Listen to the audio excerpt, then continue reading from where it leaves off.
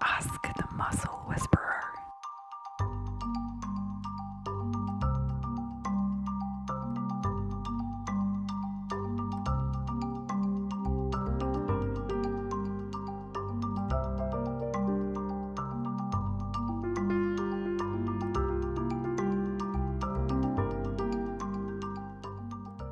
Hi, welcome to this. I'm Meghan. I'm Rachel. And we are the directors of JING Advanced Massage and Training down in, it is sunny It is bright. sunny bright, and we always say sunny bright, and it actually is today. So we're really love this question around what do you do about no-shows? Yeah. And the geniuses behind Massage Whisperer are saying like this might be more of an issue during COVID.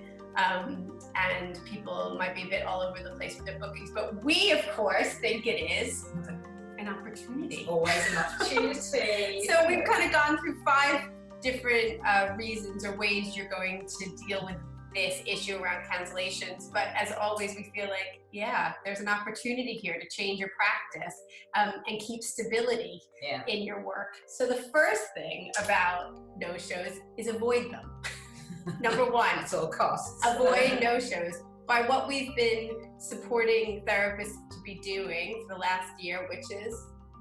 Taking consultations online. So this is in line not only with your practice, but with COVID safety, that your actual first contact with a client is actually going to be an online consultation of 20 minutes to half an hour. So if you've already established that therapeutic relationship, you're much less likely to have somebody not turning up.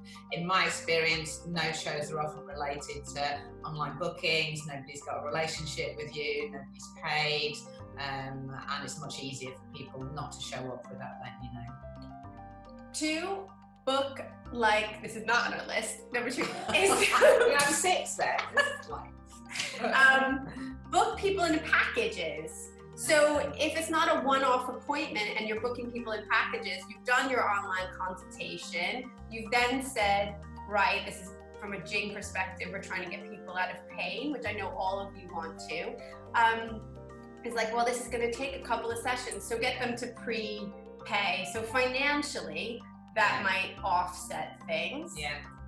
Yes. Number 3. Number 3. What's on your list, Meghan? Oh, don't get cross. It's really important. I think the thing around setting your boundaries out is really important. So often people don't have a cancellation policy, or it's not clear, or they haven't told somebody what their cancellation policy is, and then they get really cross when somebody cancels at short notice. So be clear what your cancellation policy is, and tell somebody what it is verbally, not just in small print on your website. So you do that at the consultation stage. So I'd say, just to let you know, if you need to cancel, I'm going to need 48 hours notice. If you can give me a ring or drop me an email, that would be great. If any cancellations within that time, we're going to incur the cancellation fee. Everybody's cancellation policy should change because of COVID, so you're going to have to be more lenient if somebody's, waking up with any kind of severe illness symptoms. In that case, you would waive the cancellation fee. But that takes us, I think, to number 4, which is have a backup plan.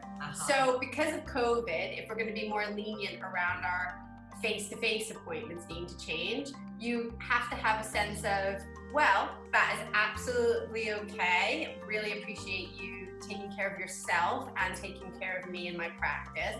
What we're going to do is we're going to move you on to an online appointment this week. So when you're doing your online consultation with them, we say that this is going to be a mix of things because of COVID.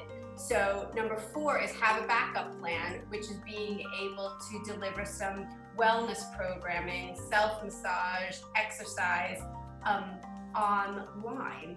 And if that's the first you're hearing of that, we've supported loads of therapists to do this really successfully over the last year. There's a load of free blogs on that on our website. So you can definitely. And number 5, which is actually something that Rachel and I have stuck with for the last 20 odd years, is 3 strikes you're out. So if you are doing all these great things and you've given them a backup plan and there's all these different ways in which you've worked with someone, we've always, even when we ran the spa in New York City, it was like 3 strikes, you're out. So the first appointment, I always took it by the chin. I was like, great, you've canceled.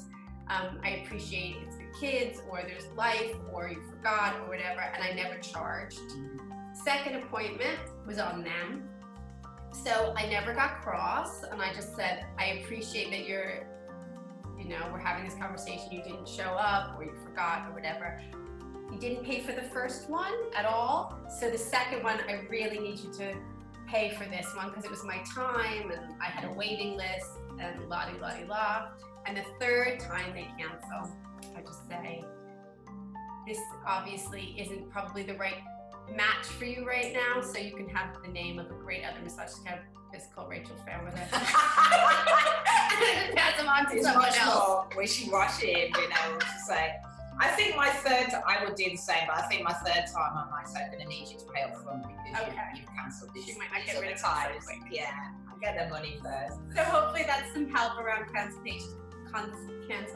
But also about building your practice in COVID. This is a great opportunity around a mixed way in which you can engage with your client base. And the other part we want to also say to you is, don't get cross, because building your practice is so much more important to keep your clients than to try to build a new one. You can't just replace somebody overnight, and every client is like a pathway into their family, especially if you're doing things online. Geography doesn't become as much of an obstacle. So I always feel this is a fun dialogue to help people kind of build that therapeutic alliance. And if they say sorry a lot, you're like, great, send me a client. Anyway, hope that's helpful. Okay, that was helpful. And can't wait to see you all next time. Happy opening. Yeah.